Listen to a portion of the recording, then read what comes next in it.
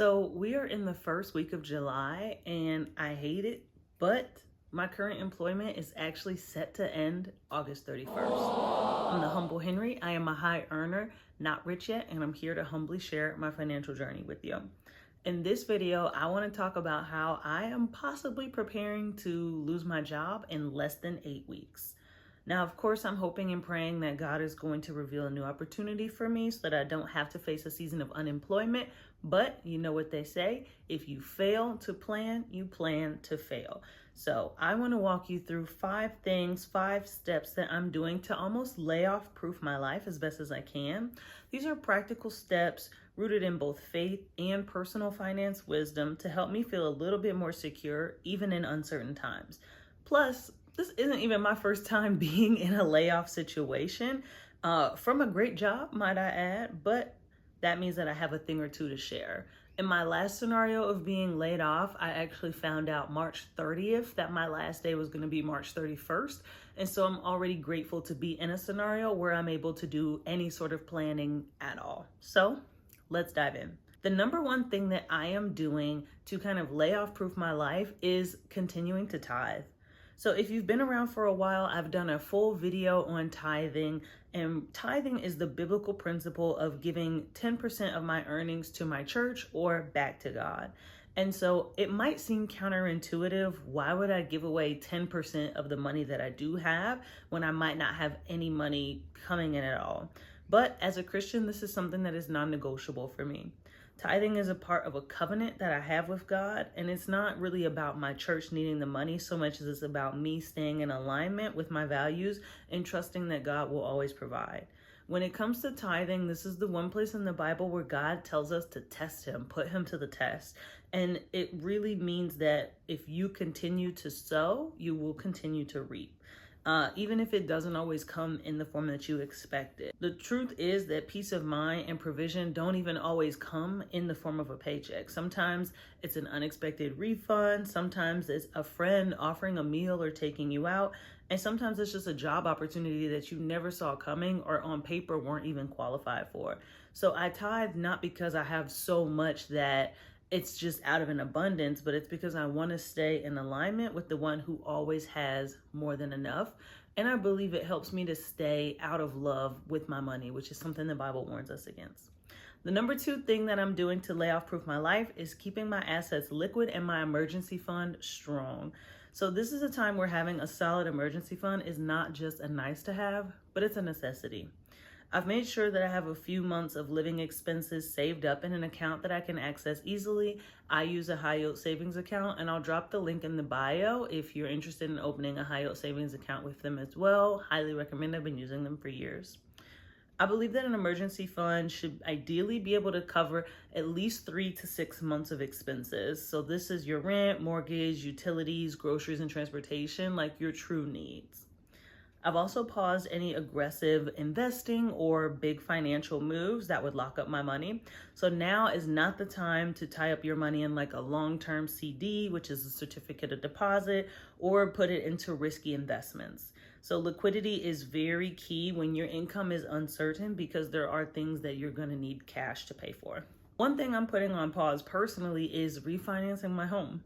So I do want to take advantage of lower interest rates that are happening now, but when you refinance, you have to pay your closing costs again. And I want to make sure the timing is right for me when I make that choice. So this step is really all about knowing your numbers. If you don't know how much your life costs at a bare minimum, I highly suggest sitting down, tracking every transaction, and getting really, really honest about that.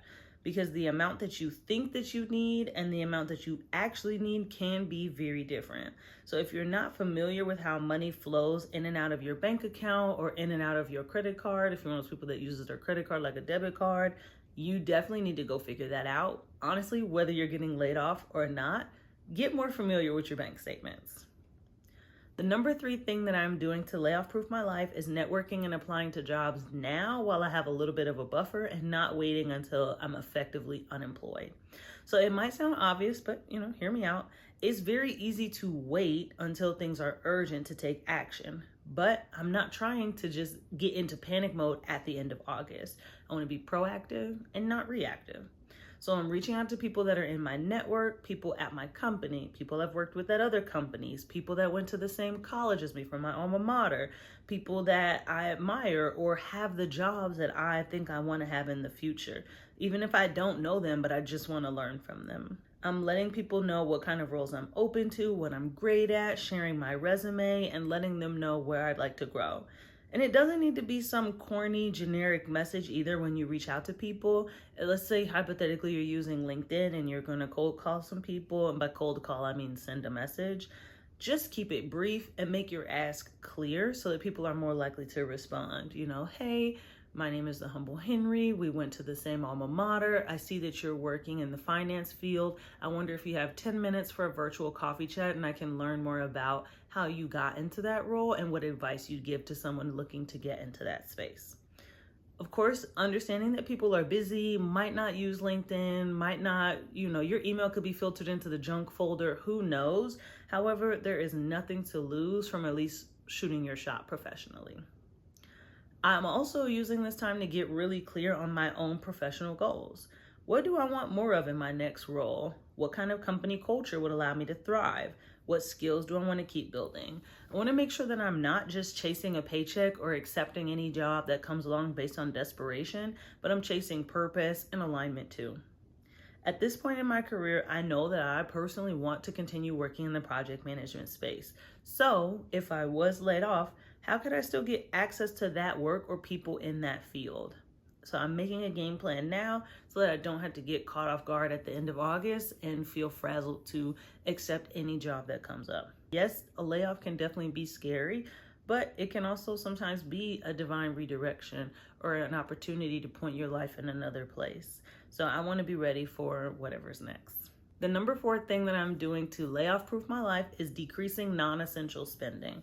So this is a season of cutting the fluff, streaming subscriptions that I barely use, DoorDash, Uber Eats, impulse runs, Walmart, Target, all of that stuff has to go right now. Earlier this year, I had to have a really hard conversation with one of my closest friends. We have been talking about going to Italy for a couple years now, and we were planning to make that happen in September 2025. But I had to be honest and tell her I just don't feel comfortable committing to a trip like that without knowing my job situation. Because if you've been following along for a while, I found out in December that I was supposed to lose my job in March, but then I found a temporary solution that has extended my employment through August. But I'll be honest, it felt really lame to tell my friend that I could not go to Italy with her and that I just didn't feel comfortable to buy the flight. I really wanted to just throw it on my credit card and YOLO like everybody. Nobody says YOLO anymore. But I really wanted to just throw it on my credit card and keep it pushing. However, I knew that that would cause me extreme discomfort. And you know what? She didn't make me feel bad about it. Instead, we pivoted and we actually took a little weekend trip to Charlotte, which I enjoyed tremendously. It was perfect. It reminded me that good memories don't always have to come with a big price tag, and there's joy to be found in small intentional moments. Plus, real friends are not going to pressure you to overspend just to keep up appearances. Living in this time of decreasing non-essential spending is not about deprivation, but it's about wisdom and stewardship of my funds. So when times feel shaky, I need to know that my money is going towards what matters most, because those Italy memories and that gelato are not going to be a home for me if my house gets foreclosed. The number 5 thing that I'm doing is getting emotionally and spiritually prepared for this transition. So this is the one thing that I don't always hear people talking about. And of course, people don't always have time to mentally prepare for layoffs, but it's really just important as any financial step. Losing your job, or even knowing that you might lose your job, can bring up a lot of emotions, can bring up fear, doubt, anxiety, and grief, and it can definitely shake your confidence and make you question your worth. So I'm being really intentional about protecting my peace. That means I've been taking time to journal about how I'm feeling, journaling about what I want in the future, thinking about my career from different perspectives. I've been praying, reading scripture, talking to my therapist, and surrounding myself with people who speak life into me and are encouraging to me and really are hoping for the best for me. I'm also reminding myself that my job is not my identity. So I am valuable with or without a title. I am worthy with or without a paycheck. And I'm still me, the creative, capable person who is called to do something much bigger than my 9 to 5, regardless of what happens after August 31st. And sometimes the best way to prepare for a possible layoff is to just prepare your heart for whatever comes next. Because no matter what, I know who I am and I know whose I am.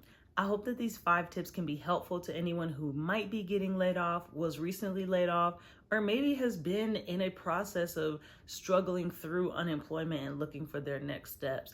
It is so uncomfortable and it is so unfortunate that this happens to people, but in our current economy, it's something that really any of us should be prepared for. So please comment down below if any of these were particularly helpful for you, or if you have additional tips to share on how you might have navigated a difficult career situation or a layoff.